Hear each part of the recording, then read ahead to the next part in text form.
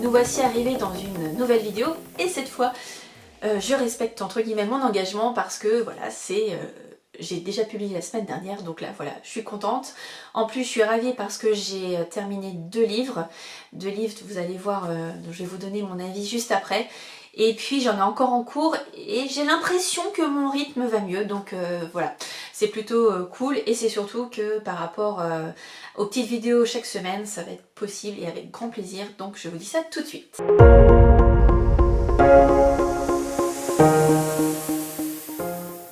Je vais donc vous parler de deux livres que j'ai lus en e-book, donc sur ma liseuse Vivilio.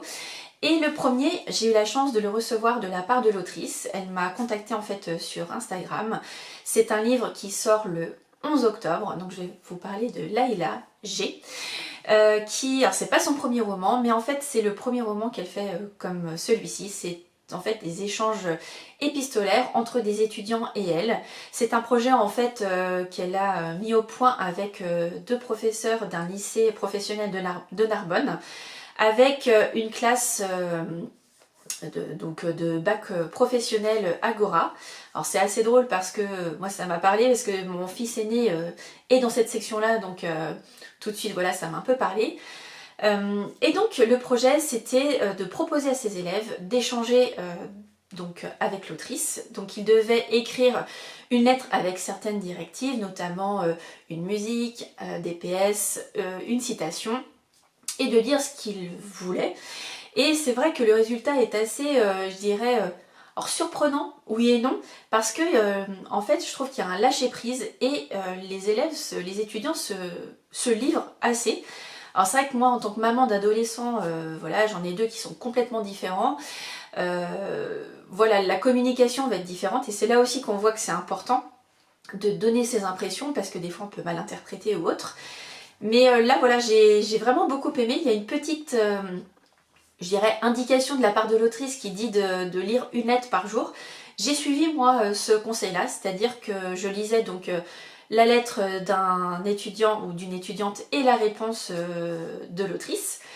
Et je trouvais que c'était sympa parce qu'effectivement il y a pas mal d'émotions. Et alors moi ce que j'ai adoré c'est, voilà, outre le fait que l'étudiant en fait se livre, j'irais, et un certain lâcher prise pendant sur cette lettre, c'est surtout la réponse de l'autrice, moi qui m'a beaucoup émue ou fait rire à certains moments. Mais voilà, elle se livre, j'irais entre guillemets, sans condition, elle donne des conseils comme, enfin voilà, moi comme je peux donner aussi autour de moi, notamment avec mes enfants, voilà, un rôle de conseiller, de grande sœur ou de jeune maman qu'on peut faire avec ces adolescents. Et vraiment c'était assez intéressant parce qu'on peut parler effectivement de la différence, on peut parler de l'intégration, de l'amour, de l'amitié, des relations avec les parents, enfin vraiment c'est assez varié, c'est très riche. Et surtout voilà, comme je vous disais, les réponses de l'autrice sont très très personnelles. On en apprend beaucoup. Moi c'est le premier livre en fait le premier livre entre guillemets, parce que là c'est plus des échanges épistolaires, mais c'est la première fois que je découvrais cette plume là et franchement j'ai envie de découvrir ses premiers romans parce que justement elle fait allusion à plein de choses qu'elle a écrit donc dans un livre, notamment son livre qui s'intitule Le jour où j'ai, 3 petits points. Et donc c'est vrai que les étudiants partaient aussi de ça. Et je trouvais que c'était une très bonne idée et voilà, j'ai envie d'en savoir plus en tout cas sur l'autrice. Voilà, un super projet. Le petit bonus, c'est quand même la préface est écrite par Ludovic Manchette et Christian Niemiec, donc voilà, j'irai la classe. Voilà, même dans la préface, on retrouve cette patte qu'ils ont et puis cet humour, donc c'est vraiment chouette. En tout cas, moi je remercie une nouvelle fois Layla pour sa confiance, pour nos échanges aussi. J'espère qu'il y en aura encore plein d'autres, mais en tout cas, voilà, moi je vous conseille de le lire, de voilà, vous découvrir plusieurs lettres. Donc vous allez pouvoir saupoudrer toutes ces lettres au fil du temps. Et puis Correspondance mélodieuse, c'est vrai que je vous ai même pas donné le titre du livre, et donc c'est Correspondance mélodieuse de Layla G. Voilà, il y a elle est pianiste, donc l'autrice est aussi pianiste, donc déjà waouh.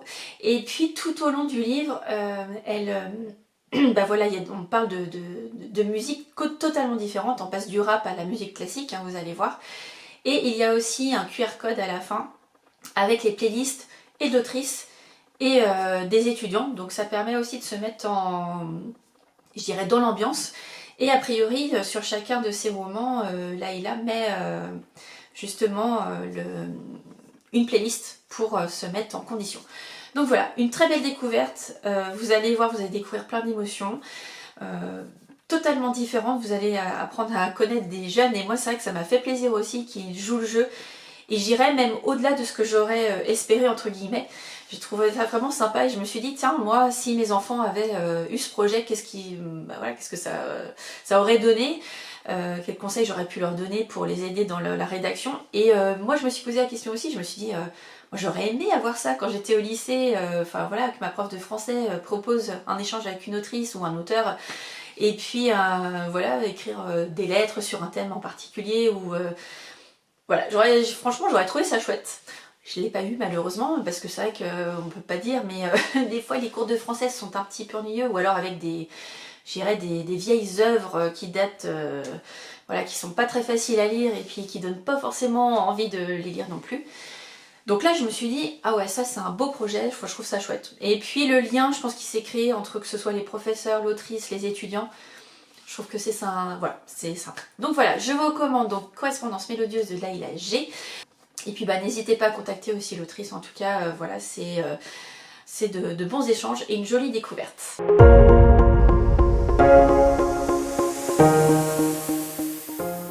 Le deuxième livre dont je vais vous parler est aussi une découverte. Voilà, vous savez, depuis le mois de juillet, j'ai la chance d'être partenaire dans l'agence de Julie, donc qui fait la part belle aux livres auto-édités. Et donc là, j'ai lu le tome 2, donc Il faudrait au moins l'éternité, le tome 2 donc, qui se nomme Les Lyonnes, écrit par Emmanuel Bouillet. Et donc là, je m'étais dit, super, je vais avoir quelque chose d'assez feel good, de bien. Donc en fait, on fait la connaissance ici d'Eléa et de Yann. Il faut savoir que c'est un tome 2, mais l'autrice a fait en sorte que le lecteur puisse se plonger dans l'histoire sans souci.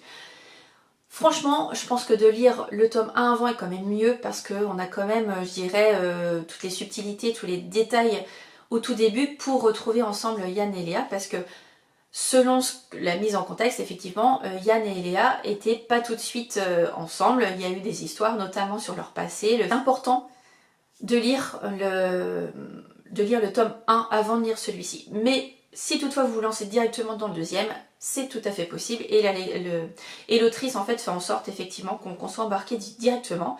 Et donc on est embarqué donc, sur l'île de Groix avec Eléa et Yann. Voilà, un couple soudé qui attend un heureux événement. Donc voilà, donc je m'étais dit super, on va avoir plein de choses. Et en fait c'est beaucoup plus profond que ça. Avec certains personnages. Je veux pas trop en dire parce que je veux pas trop dévoiler l'histoire. Mais voilà, il y a un petit bonhomme qui va arriver dans leur vie. Et il va y avoir aussi des doutes qu'ils vont vivre. Il va y avoir, je dirais aussi des relations avec des personnes autour d'eux. Il va y avoir des drames, il va y avoir des moments beaucoup plus joyeux. Donc j'ai passé vraiment un très très bon moment. Et surtout, quand j'ai terminé en fait le livre, quand j'ai tourné la dernière page, j'ai eu un petit pincement, j'étais assez émue parce que c'est une jolie histoire au final. Même voilà, comme je vous disais, s'il y a des moments plus dramatiques. Mais je dirais c'est un peu la vie de tous les jours, voilà. Alors, pas tous hein, heureusement, mais voilà, c'est quelque chose qu'on peut vivre et j'ai trouvé ça très, très sympa en fait de vivre ces moments-là à côté d'Eléa, surtout. Bon, en plus c'est une femme, donc forcément je m'identifie un petit peu plus. Mais aussi les réflexions de Yann, son ami, enfin voilà, c'est vraiment assez complet, enfin voilà, j'ai passé un très très bon moment en tout cas, et je remercie beaucoup Emmanuel pour nos échanges. Je remercie aussi Julie de m'avoir donné l'opportunité de lire ce livre, donc merci à toutes les deux, et en tout cas voilà, n'hésitez pas à lire Il faudrait au moins une éternité, le tome 1, puis le tome 2, voilà, si vous avez l'occasion, c'est top.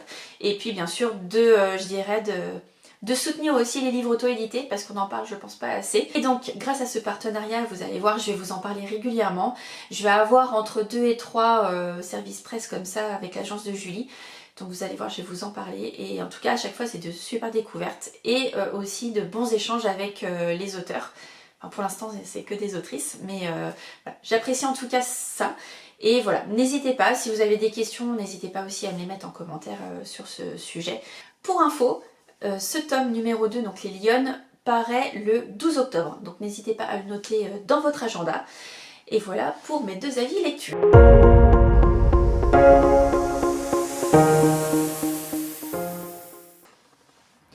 J'enchaîne avec mes lectures en cours. Vous allez voir, il y en a un, bon, malheureusement, où je n'ai pas vraiment avancé.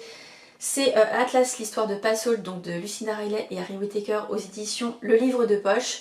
Il me reste toujours 350 pages. C'est vrai que j'ai privilégié donc les services presse, que ce soit Correspondance mélodieuse ou Il faudra au moins une éternité, le tome 2, donc les Lyonnes. Voilà, j'ai laissé un petit peu de côté et comme je le lis en lecture commune avec Aurélie et voilà, elle aussi, elle prend un peu le temps de le déguster, donc je fais de même. Et donc j'ai pris une autre lecture parce que j'avais une lecture commune qui devait débuter lundi. J'étais un petit peu en retard, mais bon, c'est pas grave, je pense que ça va se dévorer parce que je suis en train de lire donc Les secrets de la femme de ménage de Freda McFadden aux éditions City. J'avais vraiment adoré le tome numéro 1.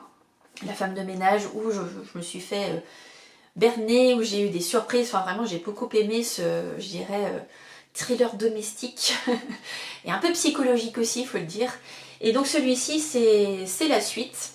On retrouve donc Millie et voilà, j'ai lu pour l'instant 80 pages, donc on rentre gentiment dans l'histoire.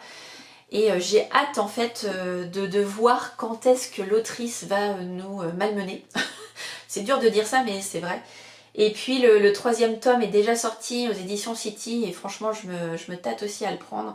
Je sais que je vais pas le lire tout de suite, mais peut-être très prochainement pour avoir les 3. En tout cas voilà, j'aime bien, c'est une plume qui est très immersive et très facile à lire, donc c'est vrai que là les 80 pages je les ai lues assez rapidement. Donc je me dis peut-être qu'avant la fin de la semaine il est possible que je le termine. Voilà, c'est un petit teaser pour clôturer cette vidéo. Ce week-end, je suis en book club, donc le samedi matin au Cultura à Angers. On doit en fait donner nos coups de cœur de septembre ou alors des avis lecture, enfin des conseils de lecture pour l'automne. Moi, je vais parler normalement de La mort de Tante Dimity. Parce que je trouve que c'est un cosy, puis ça se prête plutôt bien, ça se laissait facilement, il y a des jolies choses. Et puis j'ai peut-être parlé aussi d'un ou deux derniers polars que j'ai bien aimés, donc à voir, mais en tout cas ça va être un petit moment fort sympathique, et puis on a prévu de déjeuner tous ensemble, donc ça c'est chouette, ça permet de continuer les conversations. Et je vous donne rendez-vous la semaine prochaine pour de nouveaux avis lecture. En attendant, comme d'habitude, n'hésitez pas à me mettre un pouce vers le haut, un petit commentaire pour échanger ensemble.